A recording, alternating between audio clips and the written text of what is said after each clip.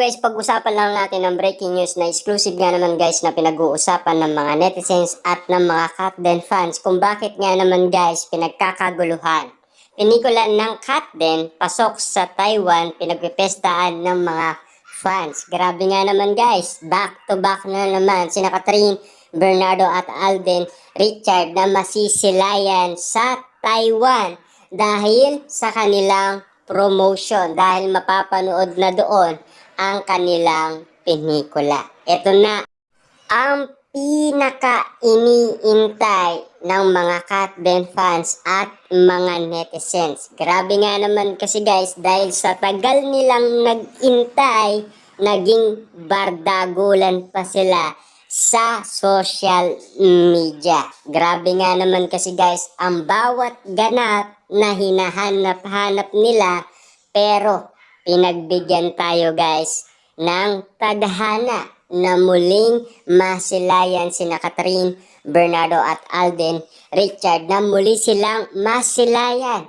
at makitang magpakilig at lalong-lalo na guys magpakitan sila ng sweetness sa isa't isa at lalong-lalo na guys lambing na talagang kikiligin ka sa kanilang dalawa. Dahil sa bawat lambing nga naman guys na pinapakita ni Catherine, Bernardo at Alden Richard, tiyak talagang ibang klase ang mangyayari. Grabe nga naman kasi guys ang mga pinag-uusapan sa social media na walang sawa nga naman guys sa kakaintay ang mga netizens at mga Katden fans. Dahil sa kakahintay kung ano-ano na ang mga reaction nila patungkol umano sa kanilang idolo. Nang dahil nga naman guys, naghahanap sila ng ganap ngayon 2025. At lalong-lalo na guys, naghihintay sila ng bawat ganap sa mga okasyon na nagdaan, tulad na lang guys ng Kapaskuhan, New Year at birthday ni Daddy Teddy Bernardo, Mami Min Bernardo at Alden Richard. Ang bawat ganap nga naman kasi guys ang patuloy na hinahanap ng mga netizens at mga Katden fans kung bakit nga naman sila paiba-iba ang mga reaksyon. Pero alam naman natin guys kung ano ang totoo at kung ano ang mga nakikita natin na sinasabi umano ng balita. At siyempre, ang balita ay sanayon din sa ating mga iniisip, lalong-lalo na guys, nakapalaw na kasi sila sa isa't isa. At pwede na silang mag-chat umano sa isa't isa or magtawagan or mag-text sa isa't isa. Yan kasi guys, ang mga patunay lang na paniniwala ng balita.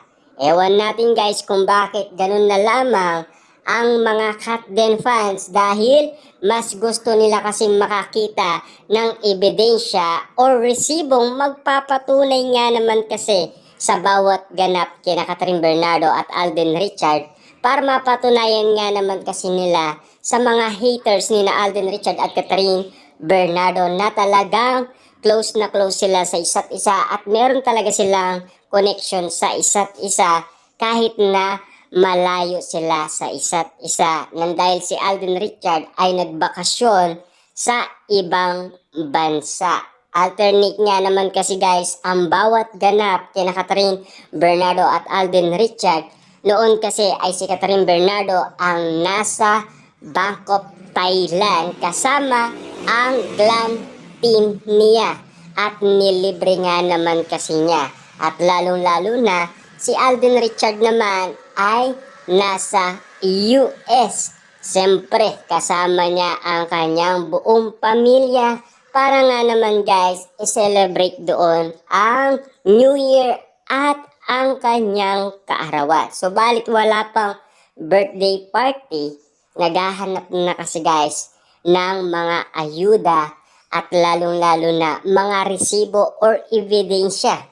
Siyempre, hindi na ipapakita yon ni na Alden Richard at Catherine Bernardo dahil private na yon para sa kanila. Pwede na sa atin yun guys, nakapalaw na sila sa isa't isa at pwede na sa atin yun na nahuli na si Alden Richard na nagchat-chat umano kay Catherine Bernardo at nagtatanong ng ganap niya sa Bangkok, Thailand, kung ano na ang nangyayari sa kanya.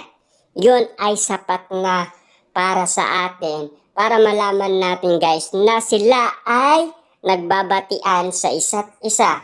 Patunay lang yan guys na pinagkakaguluhan sina Catherine Bernardo hanggang ngayon. At lalong-lalo na guys, noong nag-post na ang Star Cinema ng update patungkol umano sa Katdeng, muli nga naman silang kinilig. At siyempre, nabuhayan ulit ang kanilang dugo.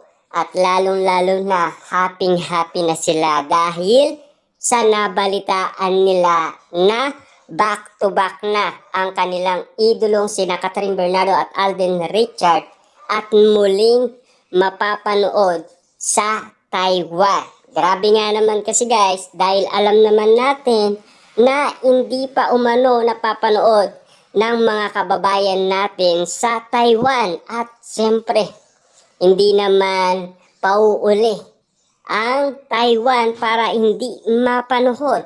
Sana guys, talaga mag-trending din doon ang movie ni Catherine Bernardo at Alden Richard at sana suportaan pa rin ang pinikulang Hello, Love Again. Kita-kita naman natin guys, lahat ng tao talagang pinanood yan at excited silang mapanood. Dahil sa tagal nga naman kasi guys, ang Tambalan Katdeng. More than 5 years nga naman kasi guys ang lumipas at lalong-lalo na sa nakita natin guys na nakaraan umano pangyayari sa ating bansa. Yun din ang pinakita ni Derek Cathy sa atin. Tulad na lang guys ng pandemic. Diba? Nagkaroon din ng lockdown sa movie na Hello, Love Again. At lalo-lalo na guys, siyempre, dahil stress nga naman si Ethan, nahuli ni Catherine Bernardo na meron siyang kasamang babae. Dahil nga naman kasi guys, siyempre, gulong-gulo ang kanyang kaisipan dahil na-bankrupt nga naman kasi ang kanyang negosyo. Dahil, siyempre, utang